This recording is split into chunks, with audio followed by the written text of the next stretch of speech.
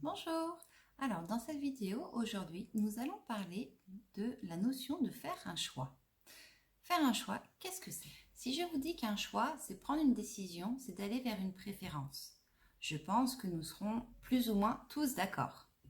Si maintenant je vous dis que l'on a toujours le choix, une émotion ressort, que ce soit de la tristesse, de l'agacement, de la colère, tout ce que vous voulez, ne vous en faites pas, c'est normal. Cela arrive. Bien souvent, quand on est dans j'ai pas le choix, c'est comme ça, j'ai pas le choix, c'est comme ça, pourquoi choisir? De toute façon, j'ai pas le choix. Le fait de ne pas choisir revient à faire un choix. Mais alors, me direz-vous, pourquoi dans certaines situations, nous avons le sentiment, la sensation de ne pas avoir le choix justement? Pourquoi dans certaines situations, nous ne voyons aucune alternative à ce que nous vivons ou à ce que nous souhaitons? Eh bien, cela peut venir de plusieurs choses. Ça peut être suite à des croyances. Ça peut être suite à des peurs. Certains choix peuvent amener des peurs, peur de ne pas savoir comment payer un loyer, peur de ne pas savoir si on a les capacités ou pas, peur peur de l'inconnu en fait, de ne pas savoir ce qui va se passer, ce qui va découler, ce que l'on va gagner à faire un choix. Je n'ai pas le choix. Et ne pas vouloir choisir, en fait, revient à faire un choix et à choisir. Ne rien faire est choisir. Décider donc que les choses restent ainsi ou décider de ne pas bouger les choses. Bien entendu, par moment, faire un choix ou le type de choix que l'on voudrait ou pourrait faire est compliqué.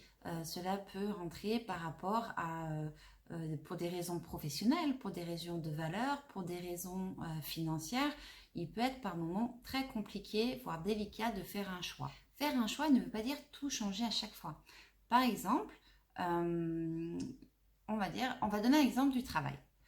Je suis dans la même entreprise depuis une dizaine d'années, ça va pas, je m'entends pas bien avec mes collègues, je suis pas spécialement bien payée, le travail en lui-même ne me plaît pas, il y a toujours des frictions, j'en peux plus, et blablabla. Blablabla. Certes. Par contre, j'ai pas le choix, il faut bien payer les factures, donc je reste là où je suis. C'est impossible pour moi de changer d'entreprise, c'est beaucoup trop risqué.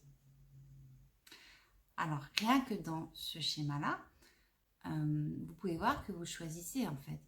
Je n'ai pas le choix parce que c'est beaucoup trop risqué.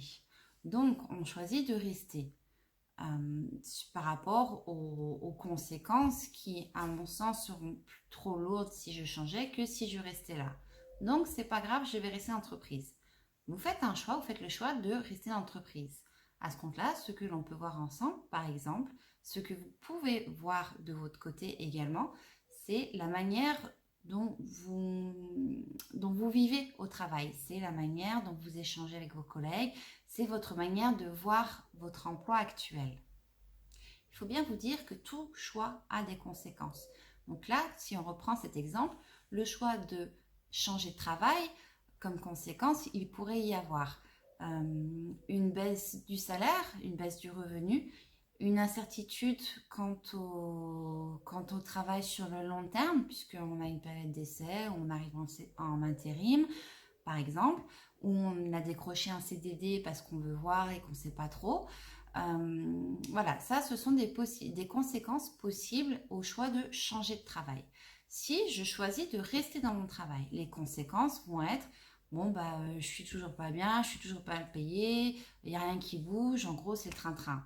Ça peut être ça, mais vous pouvez encore, dans cette situation, dans ce choix que vous avez fait de rester dans l'entreprise, vous pouvez choisir de le vivre différemment.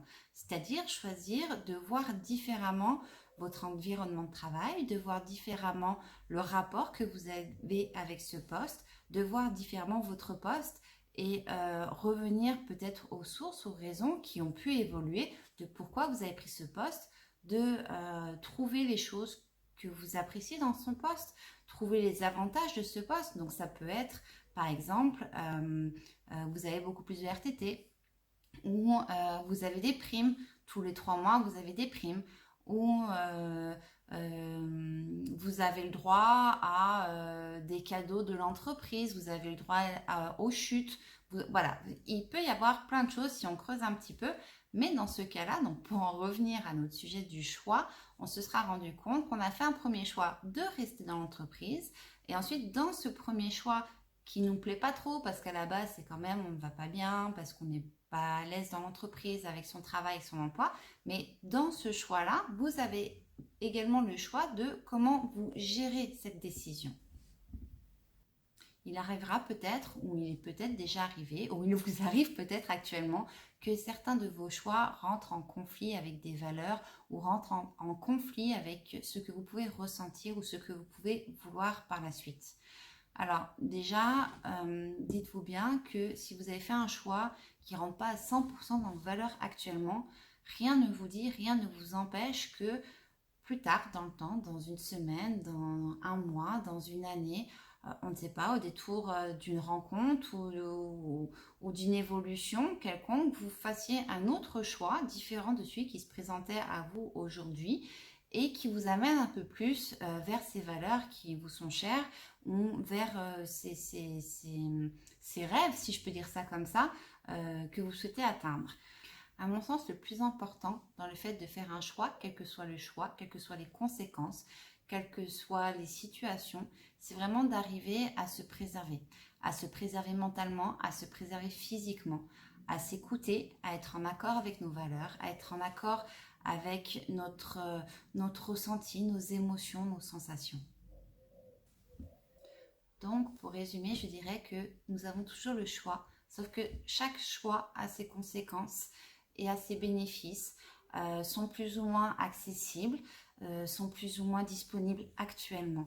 Il est important de vous préserver, de penser à vous et de faire vos choix qui vous pénalisent le moins ou qui vous sont le plus favorables. Si cette vidéo vous a plu ou que vous souhaitez que j'approfondisse certains points ou que vous avez des questions sur certains points, n'hésitez surtout pas à me contacter. De la même manière, si vous souhaitez que l'on mette en place des séances de coaching ensemble, n'hésitez pas à me contacter par mail ou via le formulaire qui se trouve sur mon site internet. Je vous mets les liens juste après. Je vous souhaite une très très belle journée et vous dis à bientôt. Ciao ciao.